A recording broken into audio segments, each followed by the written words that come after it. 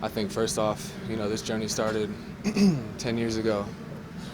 I was a 17-year-old kid, who had aspirations of pitching in the big leagues, and this wouldn't be possible if it wasn't for guys like Alex and Tony and Bob Fontaine and Blake Crosby and everybody who did their due diligence on the amateur side to get me in this position.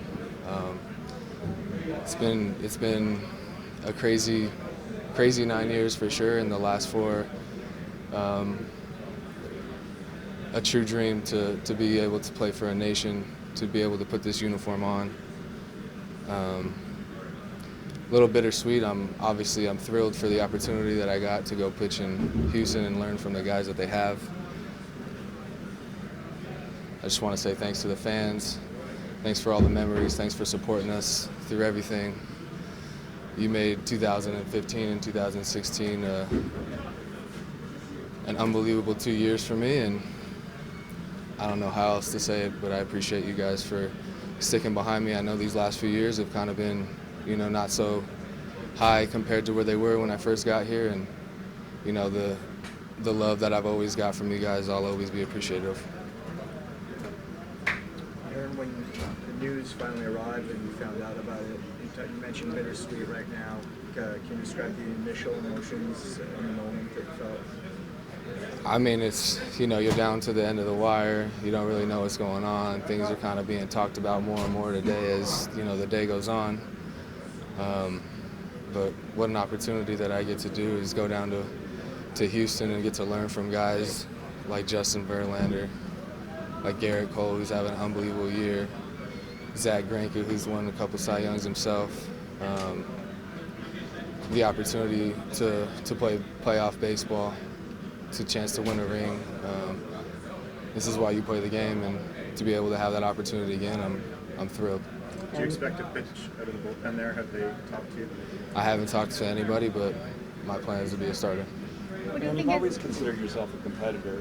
Did you learn anything about yourself this year, having struggled, and then certainly the last little while, getting that game back that you always sort of felt you had in you? Yeah, for sure. Like I said before, I always knew what I was capable of doing, and I always knew it always depended on how I felt. So, early in the year, even then I was 4 to 5 to 6 months out of a major surgery, and I knew things were kind of going to go crazy, and they weren't going to be as up to par as I wanted to. They were actually way below par than I expected, and it's unfortunate, but I knew the work wasn't going to stop because I wasn't going to allow it, and things started to turn the corner here, and I'm happy to be where I'm at. So what are the Astros getting right away then? Everything you've seen. What do you think has been the biggest evolution of you as a person and as a player over your time with the Blue Jays organization? Repeat that again? Your biggest evolution during the time you've had here? From coming up in the bullpen, learning the big league game at that speed, them giving me the opportunity to take on the reins as a starting pitcher, then going back to the pen, and then winning an All-Star, winning an ERA title, pitching in big games in the playoffs. You learn a lot, especially these last 2 years, it not being up to what it was when I first got here. There were some dark days, but like I said, the work will never stop. The work will never stop until I hang these things up, and I knew that this too shall pass, and over time, when I got my body right and when things were gonna click, I knew I'd be back to that person. So it was just about staying on the grind and just being a good person, really. Aaron, when you look back at that 2015 and 2016 run, are you surprised at all how quickly it fell apart for this team after that? And do you think the front office did enough to keep that run going? Everybody has their own. You see it around baseball all the time.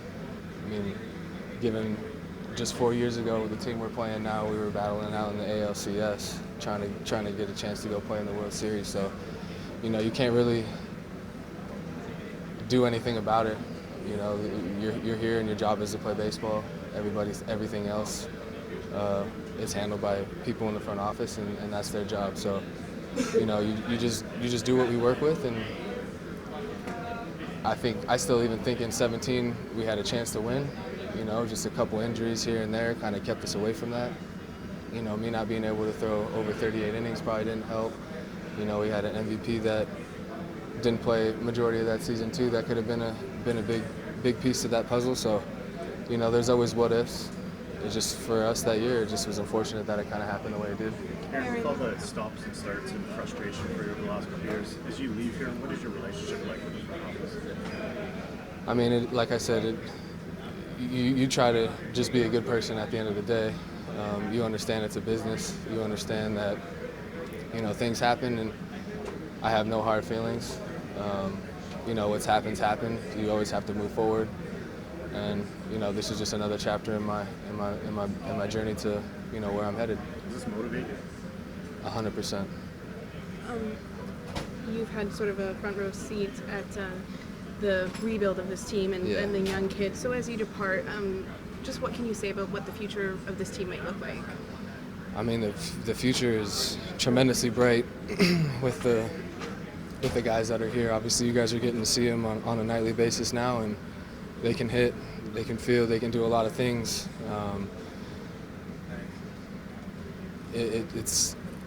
I don't think they're far off. You know, they can be back in the same positions that they were, or that we were in 15 and 16. You know, it takes time. You got to give these guys a chance to, you know, get their feet wet here, have some successes, have some failures, understand how to deal with that. And the pedigree's there. They're all here to win. You know, at every position, you have potential superstars. So the future is really bright here, and you know, I wish everybody here the best of luck moving forward for sure. Even just in there, just one thing. In there, Charlie was saying around the 8th inning or so was when he found out. Is that kind of when you found out and came in here? No, I didn't find out until after the game. Okay. They pulled me in and obviously told me what was going on, and it happened like that. Even this morning, you're sitting talking to Cabin, and you're talking to Bo. What do you hope that you kind of left as an imprint on this clubhouse? Just to shed light, really. You know, I've been through so much in my little short span of career that I've had here. You know, dealing with injuries, dealing with successes, dealing with failures, being able to pitch in playoffs, you know, pitching in must-win games. So for me, it's just shedding light on what it's going to be for them, really. You know, the best thing is for me when I was coming up is I had those older guys do the same thing for me. So if I can repay it to them, that means the world. So, you know, hopefully they just respect me as a man and respect me as a player, and know that, you know, every time I went out there, we were out there battling with each other, and that I gave it my best, and, you know, let things shake out the way they did. What are you most proud of as a Blue Jay? Most proud of, man, there's so many things that I'm proud of to be a Blue Jay. One, to put the jersey on for an entire nation. I don't think you really understand until you come up here and really feel the amount of love you get from coast to coast. Obviously, pitching in the playoffs, something that hadn't happened here in 20-something years. Winning an ERA title, being one of the youngest to do it. You know, all that, learning from guys like Doc, learning from the greats that, you know, have put a Blue Jay uniform on. It's been an unbelievable journey, you know, these last 9 years, and it sucks that you kind of got to shut this door, but a new door is opening, and I'm eager to fulfill those steps too.